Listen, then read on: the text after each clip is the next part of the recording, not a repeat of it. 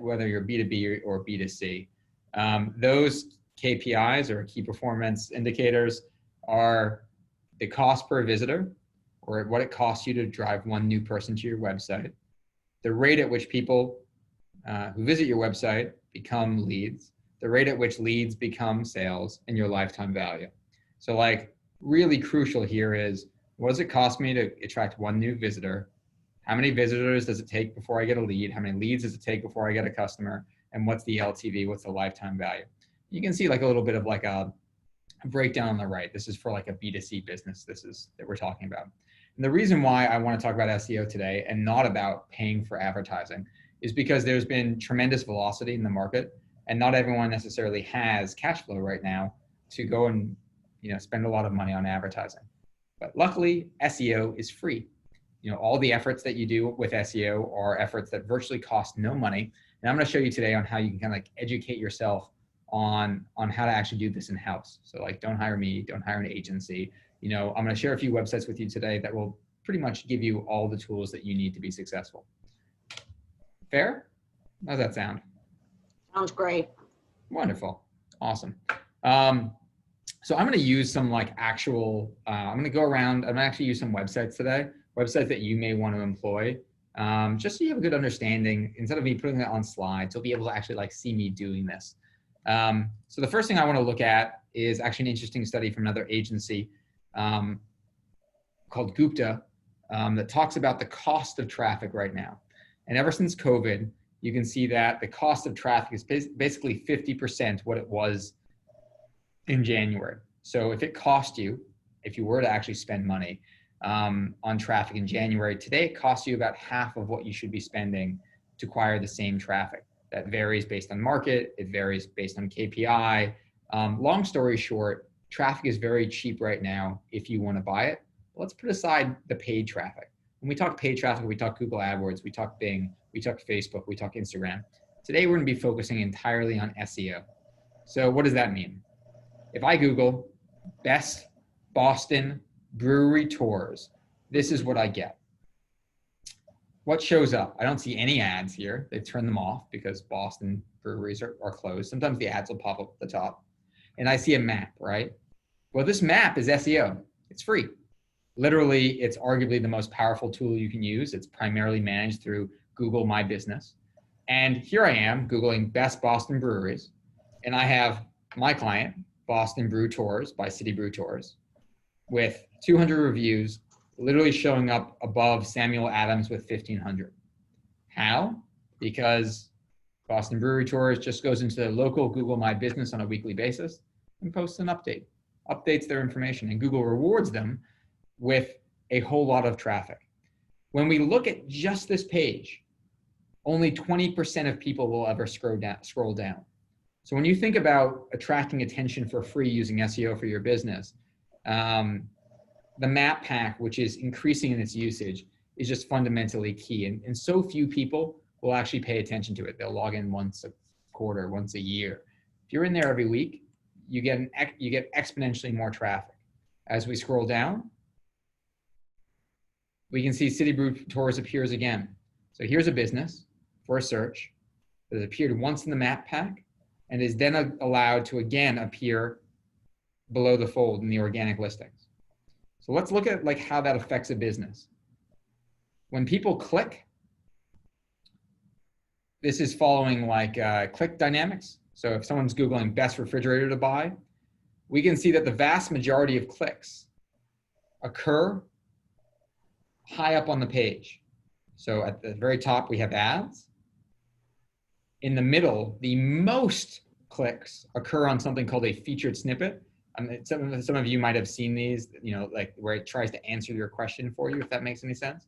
And I have a few examples of those later on. Here's one real quick. So if I Google baking soda in septic tank, this is a septic client of mine. This little thing is called a structured schema. It's also part of SEO, also for free, and I'll show you how to do that today as well. But the real takeaway here is that so much of the user traffic is directed towards snippets. People also ask, i.e. there's little questions and answers, which is also free, which is also part of SEO. as well as organic results. So even if you wanted to run paid campaigns, which is a good idea, if you have the cash flow and it makes sense, it makes up a tiny portion of what actually people are clicking on. The vast majority of what people click on are organic listings, which is SEO, which you can do for free. So let's talk about a few stats as it relates to SEO. So there's something called a CTR, or a click-through rate, which is the rate at which people will click through after seeing your result, whether it's on a map or organic results or ad. And so what you can basically see by this deviation here is if that you're on page 1, i.e. your result 1 through 10, people really like to click you. If you're on page 9, they really don't like to click you, right? So, if you have a website, great. But if it's ranking on page 8 or 9, what's it worth? Probably nothing, right? Let's look at some other stats. The Google Organic CTR breakdown by position. If you're first, you'll get 30% of the traffic, and so on and so forth. Again, one thing to build a website, but you might as well not build a website if no one's gonna see the darn thing. I see that all the time. There's a hunting preserve in Rhode Island, this 2,400 acre preserve, and they built this gorgeous new website that they spent an incredible amount of money on. So I was on the phone with them yesterday. They just got bought out by Relais Chateau, which is like an ownership group for like luxury properties. And they're talking about how great this website is, but if no one can find it, it's not really that great, is it? And so let's kind of like proceed, and let's take a look at what marketers, this was a 2019 study, thought what would drive the most revenue to their business. And organic search has won every year this survey has particularly been run. And I'll tell you why. 1, it's the map. 2, it's structured schema like we talked about. 3, it's people ask the questions and answers. And 4, it's the search results. Even if you were to spend money on ads, whether it's social or paid search, or whatever it's going to be, those are so fundamentally huge based on consumer behavior and free, it just makes it the obvious place to start. But a few more fun stats. The top 3 search results get 75% of all clicks. And in the case that we looked at earlier with City Brew Tours, the top 3 can be a map. Really important. Let's continue. The increase in people coming to your site as you move up on the search results page increases their likelihood to click. The URL structure itself increases your applicability. So for example, if you're looking for the keyword keto diet and your URL says keto diet, it's going to show up. Here's a fun example. I started this website for a friend of mine. So if I type in Berkshires, or I do West Virginia, I've done it for a few times, West Virginia Retreat Centers, if I can spell it properly, right? So I just went and bought him literally the URL for West Virginia Retreat Centers, right? So it's a summer camp in West Virginia. He's a friend of mine, and he's like, I'm thinking about starting a retreat center. He's like, well, I don't have a lot of marketing dollars. And I was like, all right, so we're just going to call your business the West Virginia Retreat Center. There's his little map listing. And I'm going to buy the domain West Virginia Retreat Center. And now he has 7 figures in revenue. And it's like a rinky-dinky Squarespace site, which you can do in an afternoon, right? But because we bought the right domain and had the right URL structure, he receives a disproportionate amount of traffic. Was that because of the word West Virginia? I'm trying. Because there's so little competition in that market, the number 1 keyword is retreat center, conference centers, and the proximity of West Virginia. One that's a little bit less organic would be, I don't know, best luxury safari in Kenya. Okay, so let's break down what we see here. We have ads, right? So these cost $3 to $5 a click, right? But remember what we just saw, people click on them. It's a huge revenue driver for Google, but people also will scroll down. And now let's look. So we have a structured snippet here from CNN, okay? Interesting. And as we scroll down, we have organic listings. And while their URL is not Kenya Safaris, what you can see where the little arrow is? See that little arrow? Yeah. Click on a few of these. Do you see what they've done? Destinations, Africa, Kenya. Got it. Oh, interesting. They've built in, even though their domain is not this, they've built in the keywords into the URL structure. So again, luxury safari company, Kenya safaris. Keyword, I'm taking notes of keywords into your URL. Yeah, okay. I have all the education materials you're ever going to need at the end of this, but I better, I'll rush. So like funny, this is kind of like fun little stuff. So like, you know, if you use like one of those power words that we just talked about, like West Virginia Retreat Center, whatever it is, in your tags, your title tags, again, you score better. If you have emotional or URLs that have sentiment or ask questions, you do better, because ultimately Google is just trying to get users to the best possible place.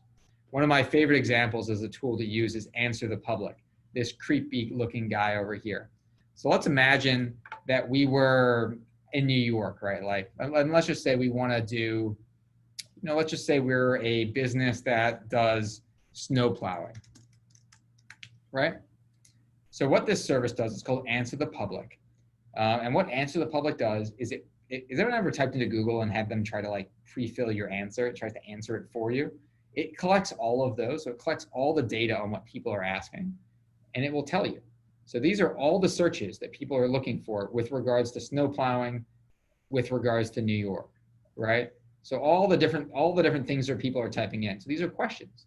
And when you type in a question on Google, what is the best snow plower in New York, right? So you get ads, right?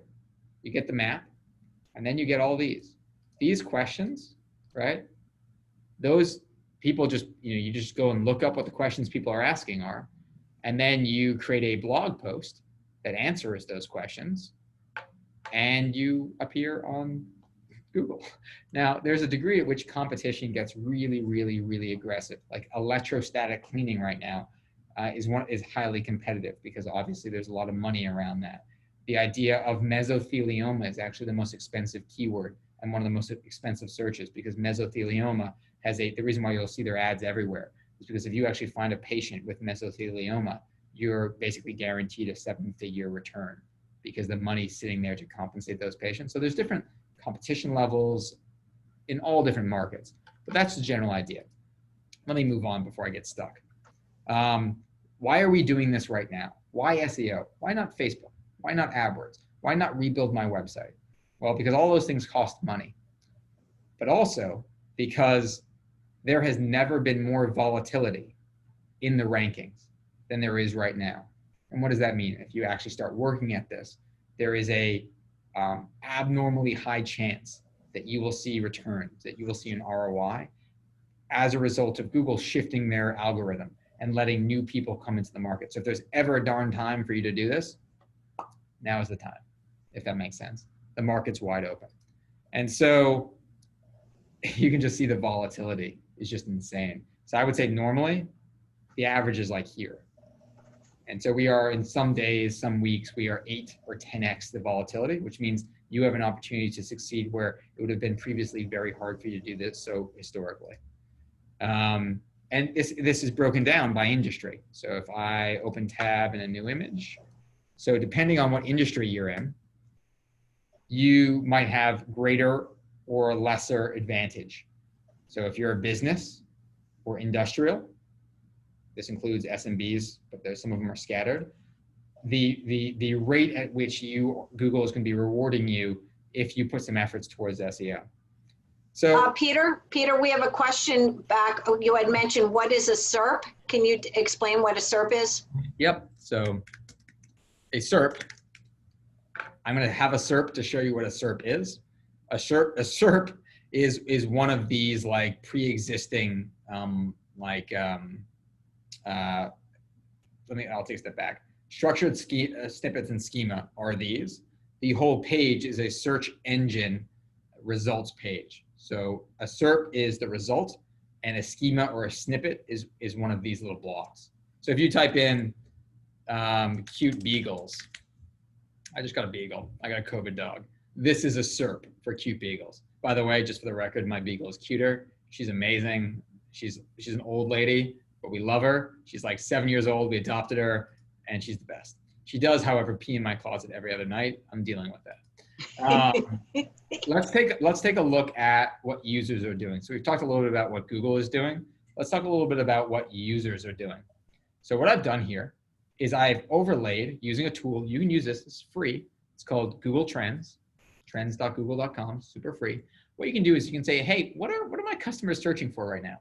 So I've done in the United States in the last 12 months, please show me how many people are searching for restaurant reservations versus the term takeout near me. I mean, heck, let's do it in New York specifically. Okay. So these are the number of people who are searching for restaurant reservations. A year ago, and back in July, there was a lot, and you can see takeout overtook them, right? And then within the New York market, you can see, it's really fascinating. You can see New York just must have reopened their restaurants, right? And so you can see things changing over time, right? And so if I expand this, based on whatever your business is, Zoom, so we're on it right now. The people who were searching for Zoom a year ago, so if the index volume is 3 and it's now 100, so we've had like a 30x increase and then a decline, right? They either purchase Zoom or no longer need it. Let's extrapolate. Grocery delivery, huge boom when we're in lockdown and less so. In fact, less now than previously. Is that a blip? Maybe. Summer camp. Really interested in going to camp? COVID. Oh my Lord, send my kids away. Please get them out the house. My Lord. American Airlines, JetBlue and Delta. So COVID and crash. So interesting. So interesting. Isn't it? I mentioned this primarily because you should take your business, right? So whether you're a financial institution or whether you're a local restaurant and you use Google Trends to understand what customers are actually searching on Google to help you craft your strategy. I like it for SEO because we can figure out what terms to go after. For example, should we go after Miami hotels or Miami resorts? What should our keyword be? Probably be hotels, huh? Not resorts. We shouldn't have resort as our keyword, huh? Wow. Crazy, right? So, I mean, basic stuff. Now let's put it into action. Things to do near me. No one cared when they were in lockdown and it's coming back. So if you're a business that is local, when do you reopen? Oh my God, second shutdown. So let's look at, this is Florida, by the way, right? So Florida reopened and then we're in epicenter, is now in the decline. Sorry, Florida. Science. It's not like you had 3 months notice. So now let's take a look at an example here. So this is a company called Paris Perfect. They have like super luxurious apartments for rent in London and Italy and Paris and Bali and all these crazy places. And so now let's imagine we are their competitor and we want to understand from an SEO perspective what they're doing well so we can either mimic it or cannibalize it, okay? So if you're in a situation where you're B2B or you're B2C and you don't have a storefront and you want to cannibalize someone, there's an amazing service called Spyfu, S-P-Y-F-U. It's free. There's like different like ratings on it, but I just plugged in Paris Perfect here. So I can see what they're paying for. I can see how much free traffic they get because of their SEO. So this is actually, they actually don't spend much on AdWords, as you can see. A lot of it is free. So they've spent so many years building up their SEO. Each and every month, they get $500,000 worth of free traffic through SEO. So they don't have to spend that much, right? So if we were creating a competing business, or we wanted to know what our competitor was spending, we could do that. But we could also say, hey, listen, if we're going to start a competing business with these guys, they're getting $500,000 worth of free traffic a month. Our advertising budget would have to be $500,000 per month. If we look at another company or even like smaller companies, if we look at like REI.com, right? Who may or may not, you can see REI gets a ton of free traffic, but we can also see what they're spending. We can literally see our competitors' advertising spends, right? So you can see that what they were spending now versus what they were spending previously is 7.5 times more, right? We can see all their ads. We can see their competitors. We can see everything. So I put it out there because what I like to do whenever I'm thinking about SEO is I like to start by, copying off of my neighbor's homework, right? So if we're competing against Paris Perfect right here, show me all their most valuable keywords. What is the most, what are the most valuable keywords to Paris Perfect? Rent apartment Paris. All right, cool. That's how much value they get from that one keyword. I want to understand what works and what doesn't work. And Spyfu just lets you, look under the kimono, as it were, to actually understand what your competitors are doing. It would also be a great idea to turn that towards yourself. If we were Paris Perfect, we'd sit here and say, we just fell off the first page of Google for 79 keywords. 79? What? And why? Well, I can tell you why these just fell off, because Paris rental flat is going to a home page. But why are these falling off? Oh, PHP, that's outdated code. So it allows you to also understand what is or is not working from your own business to get a lay of the land from an SEO perspective. You can use their keyword research tool, vacation rentals in Paris, and you can think to yourself, well, this keyword costs $6 per click.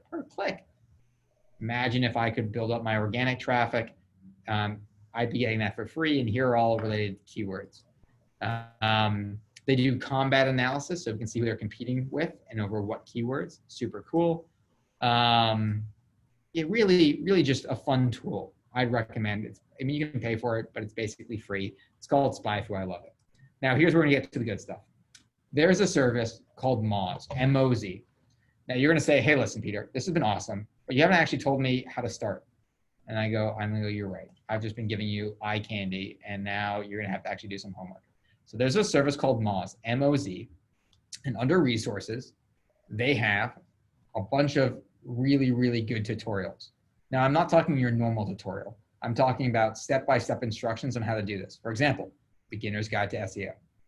And it comes with literally chapters, if you want to take it that direction, or you could go under their resources section, their learning center rather, and you can literally find what you're looking for. So, hey, I want more rankings and visibility. I want to appear better.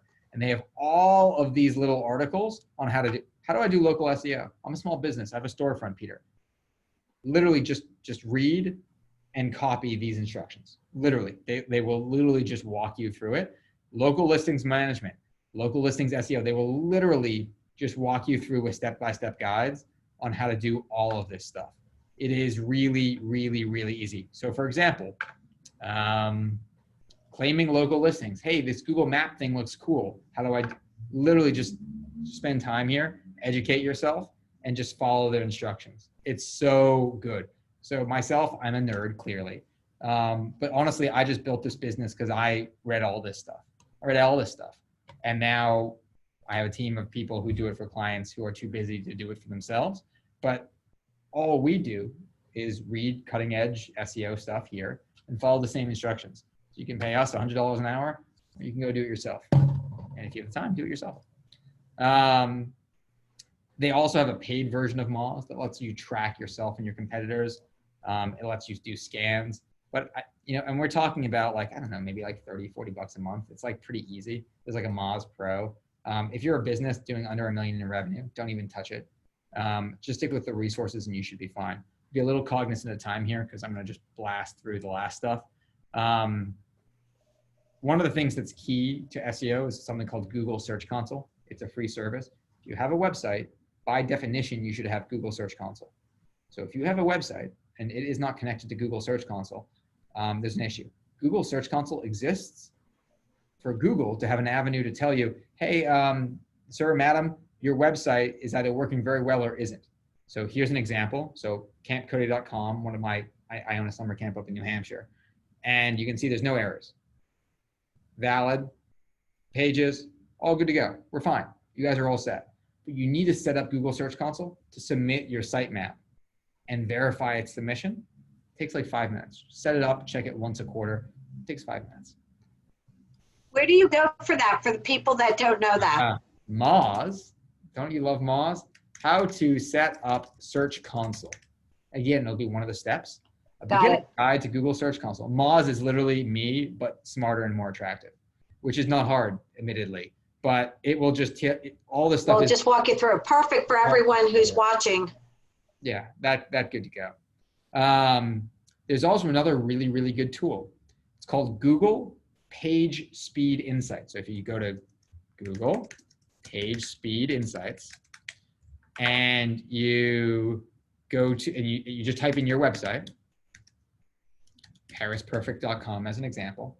Google, this is Google's old tool, it will say, hey, whether or not I like your website. And if they like your website, they're gonna send you more traffic. If they think your website's garbage, they're gonna make you invisible on the internet. So if you pay anyone to maintain your website, a developer, hosting, if you paid someone for your website, and if in Paris Perfect's case, you are failing their score, Wow. you should stop paying that person and ask for them to fix all this stuff. And luckily, Google just tells you, these are all the things that are screwing up on your site. Literally, it just tells you all of your errors, and so you can just go and fix them yourself. Another service, not through Google. Oh my God, I can't believe, are you guys like, everyone, is this amazing? I'm like taking my little notes here. Listen, can you call my mom when we're done and tell her that? Because like this is like, yeah. I'm telling you, mind blowing for me. Keep on going, go. Yeah. So another service is called GT Metrics. Again, free. GT Metrics. Put in your domain, right? Just put in your little website, and it will tell you everything that Google thinks is an issue.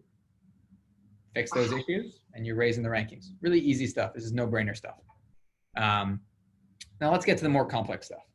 So we had a client, have a client, called Austin Adventures. So we ultimately rebuilt their website and all that good stuff. And for years, Dan Austin would have two employees at his company write content, write blog posts. They're writing blog posts all day long, because supposedly blog posts make the Google love you, right? The problem that Dan Austin had is that his website was garbage. So when you go to like GT Metrics or you go to like Search Console, it was failing, right? So they had all of these blog posts and press releases that never actually got indexed. And you can figure that out pretty quickly, right? Like if you just go into your analytics and you just, you're not seeing a lot of traffic come from a particular source, there's an issue. So all I give this up as a reference because all Dan Austin did was redesign his site or / fix the errors. And then instantly all of these like blog posts from like 8 years ago started becoming first page snippets. Does that make any sense? So like as soon as Google realized that your website was something that they thought was credible, they started re-indexing it. And then they won all of these amazing, look how crazy this is. He literally is the top. So if you're a website with tons of content, or you're a website with lots of blog posts, and you've done all the hard work, you just need to actually get them into action. So these are, those structured snippets are holy grails. If you can get things like this, they almost never go away. And in some cases, you can just see he's answering questions. So if I'm in the United States and I'm searching for Holland photography spots, because I guess people like to go there and take pictures of the flowers, instantly he's there with his photo tour. We talked about the example with Wind River Environmental. They're in New York. They're like 50 companies on the Eastern Seaboard. Basically, their strategy is find every single question anyone would ever have about septic, and we're going to be the ones to answer it. We're going to be the intellectual thought leader. If anyone, in your case, for example, if anyone in New York has business-related questions, we are going to be the source of truth. And so every question that ever got answered, there's a rule of thumb here that I love. Anytime anyone asks you a question about your business, it becomes a blog post. It's a really easy question. If you're going to answer it once, answer it for everybody. And then you just start gaining these structured snippets, becoming a very well-respected website. Organizational change checklist. If you're looking for that, guess what? Linkage is going to have it, right? Just being able, and also a terrible picture of this gentleman. Someone also needs to resize this. That's, it's bigger than his head. How do you get these structured snippets? You build a good website, but also just have your developer research structured data. Now this does require coding, but if you're on a WordPress website and you have like any of the pre-built plugins, you're fine. It'll do it automatically. I'm kind of flying through here. How important is structured data and a good working website? It's very important, shocker. We talked about answer the public. This is usually like an hour and a half thing. I'm condensing it a little bit because I have 5 minutes left. Last thing I want to kind of touch on is a service called Hotjar. So if you have a website and you're not sure whether it's working or not, you're not sure if the design is good or not, there's a service called Hotjar. You can sign up for free for the first like 30 days or something, after which you won't need it. So it's basically free. And what it does is it records your customers using your website. So I mentioned earlier that I have a summer camp up in New Hampshire. And so what I do is I record my users, all of my parents using my website. So I'll record like 1,000 people using my website to try and figure out what they're actually looking for, where they're going, where they get stuck. So I can literally see this parent. This is a parent from Paris, by the way, who came to our website through a Google ad. And I can now, oh, look, she liked that picture. She circled it. Ooh, she likes that. Maybe she's showing it to her kids. I can literally see how people are buying. And what's very interesting about this particular parent, she was on our website for 24 minutes. You can see she came and got distracted. She came, spent some time, got distracted, came back, got distracted, and then ultimately became a customer, ultimately enrolled her child for a $4,000 summer camp stay. Services like Hotjar complement SEO because it gives you transparency into what users are actually doing on your site instead of you just guessing. So like a few key pieces of information. You have a contact form, on average, a general contact form. People who actually click contact form, chances are 9 out of 10 will not actually complete the form. True story. So calling it a contact or like a brochure request versus a first timer's guide, all that sort of A/B testing you can do through Hotjar, and I just love it. And it's also like super invasive and a little like creepy and a little stalkerish. And so if you can't have fun doing it, I don't know what you, and then we're not the same person. Because I literally sit here with a glass of wine with my wife being like, let's just go watch 100 users play around on our website. And inevitably you learn things. They get stuck, they get frustrated. They're on a mobile device and they get pissed. There's such good information. So I'd highly recommend it. Last most important thing, if you do nothing else today, make sure that you have access to your Google My Business account. It was the first thing that we talked about. If I look at like best brewery companies, I can spell brewery right, in Boston, it's this map thing. If you do nothing else today, go and set up your, where'd it go? Go and set up your Google My Business and make sure all of this is filled out. If you do nothing else, make sure you do this. It's the single largest driver of business. So for example, my office, I'll show you. So I was like in the burbs, paying no rent. And I ultimately rented this building in Boston, or the top floor on the right side of the horticulture building right downtown. And the only reason why I did that is for the address. So I could get my Google My Business account up so that people could find me. Because people weren't searching for Brookline or Newton agencies. They wanted Boston. And so Google My Business, if you do nothing else, is the single best investment. Make sure you're in there on a weekly basis and it will pay dividends. As an example, 5 years ago, we were 5 people. At the end of this year, we'll probably be close to 100. I credit a fair amount of that to local search and also, being a good agency. But it really, assuming everyone provides a good product or service, Google My Business is just paramount, really paramount. And so with that, I have like 3 or 4 minutes left. I'll just pause to see if there's any questions or comments. Yeah, there's a couple of questions in there. Someone wants to know that, first of all, Peter, this is amazing. I'll speak to your mother. I mean, just unbelievable. So thrilled. I want to have you back. So I'm getting you back. All right. Someone asked if you are using keywords, if it doesn't work unless it's in the URL ? Does Squarespace do structured data? Keywords work everywhere. So your URL, your H1 called a header one. Actually, can you guys see my screen? I'll just show you real quick. It's all right. So keywords should be embedded everywhere. It should be in your URL. It should be in your header. It should be in your images. It should be in your content. It should permeate. It should penetrate everything. At the same point in time, there are a few areas that are most important: URL, architecture, and headers. That's really where you want to focus.